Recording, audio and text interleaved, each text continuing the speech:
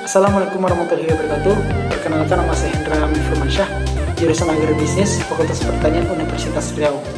Nah, pada kesempatan kali ini saya akan menjelaskan mengenai satu topik, yaitu tentang rule of law.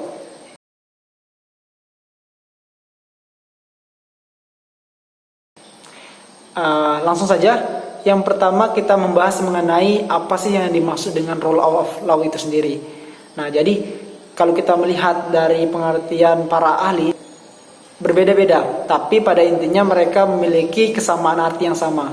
Nah, di sini saya lebih ringkasnya mengartikan rule of law itu adalah proses dilakukannya upaya untuk tegaknya atau berfungsinya norma-norma hukum secara nyata sebagai pedoman pelaku dalam lalu lintas atau hubungan-hubungan hukum dalam kehidupan bermasyarakat dan bernegara.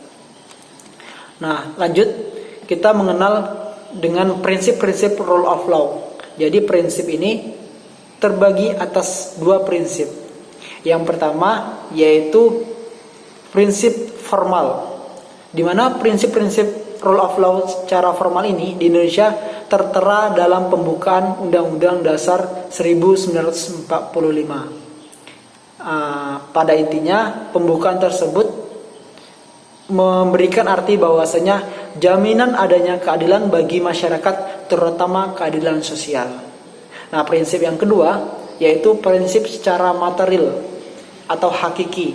Nah, prinsip secara hakiki ini di Indonesia sangatlah erat kaitannya dengan penyelenggaraan yang menyangkut ketentuan hukum, atau disebut dengan the enforcement of the rule of law, dalam penyelenggaraannya pemerintah, terutama dalam penegakan hukum dan implementasi prinsip-prinsip rule of law. Kemudian lanjut kepada pembahasan yang selanjutnya, yaitu strategi pelaksanaan rule of law. Nah, dalam pelaksanaannya rule of law ini memiliki strategi. Jadi ada 3 strategi agar harapannya rule of law ini dapat dijalankan dengan baik. Yang pertama yaitu keberhasilan the enforcement of the rules of law, yang sudah sebelumnya kita jelaskan pada prinsip. Nah, yang pertama ini harus didasarkan pada corak masyarakat hukum yang bersangkutan dan kepribadian masing-masing setiap bangsa. Dan yang strategi yang kedua yaitu rule of law yang merupakan intisari sosial harus didasarkan pada budaya yang tumbuh dan berkembang pada suatu bangsa. Dan yang ketiga yaitu gagasan tentang hubungan antara manusia, masyarakat, dan negara harus ditegakkan secara adil, juga memihak pada keadilan. Poin selanjutnya yaitu ciri dari negara hukum. Negara hukum memiliki ciri, yaitu yang pertama ada pengakuan dan perlindungan hak asasi. Yang kedua, ada peradilan yang bebas dan tidak memiliki serta tidak terpengaruh oleh kekuasaan atau kekuatan apapun. Dan yang ketiga, legalitas terwujud dalam segala bentuk. Selanjutnya, yaitu pembahasan tentang rule of law itu memiliki beberapa faktor. Saya menyebutkan di sini ada 5 faktor. Yang pertama, faktor hukum, di mana undang-undang dibuat tidak boleh bertentangan dengan ideologi suatu negara. Faktor yang kedua, penegak hukum, yaitu pihak-pihak yang secara langsung berkecimpung dalam bidang penegakan hukum. Yang ketiga, sarana atau fasilitas yang mencakup tenaga manusia yang terdidik dan terampil, peralatan, dan masih banyak lagi yang lainnya. Faktor yang keempat itu masyarakat. Nah, maksudnya di sini masyarakat itu harus mengetahui hukum yang berlaku serta mentaati hukum dengan penuh kesadaran akan penting dan perlunya hukum bagi kehidupan bermasyarakat. Faktor yang kelima, kebudayaan. Nah, dalam hal ini kebudayaan mencakup nilai-nilai yang mendasari hukum yang berlaku. Pembahasan selanjutnya yaitu bias arah rule of law. Nah, saya menemukan satu makalah di mana di situ dijelaskan ketidakjelasan arah dari rule of law. Diambil satu topik permasalahan yaitu mengenai korupsi. Nah, di mana korupsi pemberantasannya itu sangat tidak jelas di Indonesia. Kenapa demikian? Karena ada dua faktor. Yang pertama, ketidakseimbangan pengembalian kerugian keuangan negara dibandingkan dengan APBN yang telah dikeluarkan. Artinya di sini mengalami ketimpangan dari negara yang dirugikan dengan pengembalian atau denda yang pelaku korupsi itu sendiri. Karena pada kenyataannya, ya, hukum yang berlaku itu sangatlah ringan bagi koruptor-koruptor yang ada di Indonesia. Bahkan menariknya, saya menemukan sebuah kutipan seorang ahli di mana di situ disebutkannya bahwasanya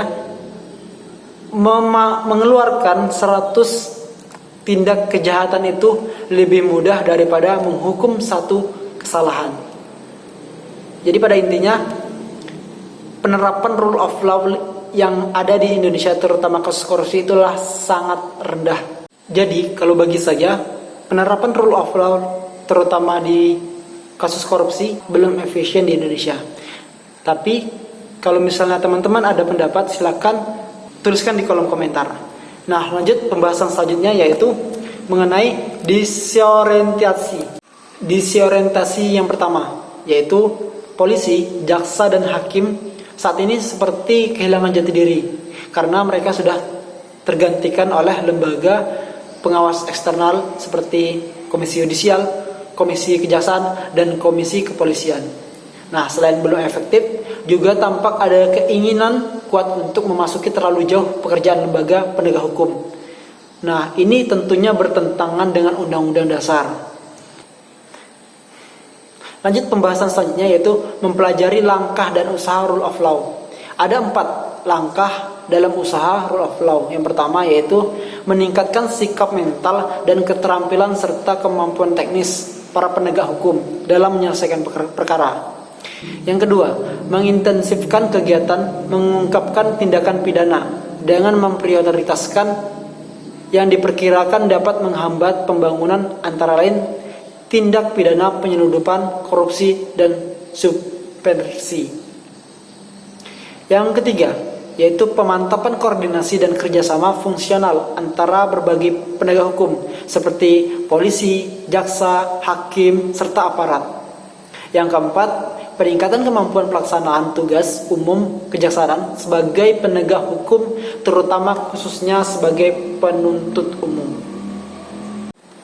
Pembahasan selanjutnya yaitu lembaga penegak hukum di Indonesia. Nah, lembaga penegak hukum di Indonesia itu ada contohnya seperti kepolisian, kemudian kejaksaan, Komisi Pemberantasan Korupsi, dan Badan Peradilan.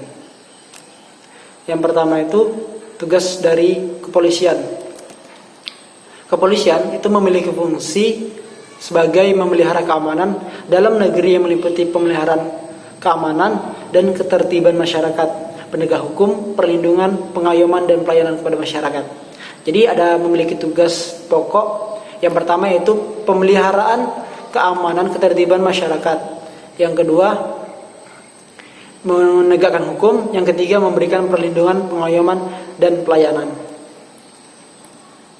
Lembaga yang kedua yaitu kejaksaan.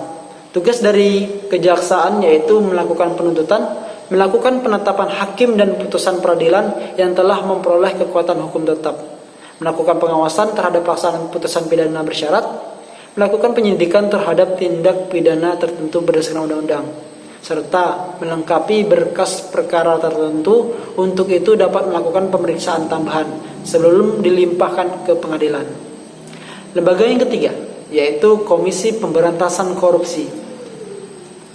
KPK ditetapkan Undang-Undang Nomor 2002 dengan tujuan meningkatkan efektivitas dan efisiensi terhadap pemberantasan tindak pidana korupsi.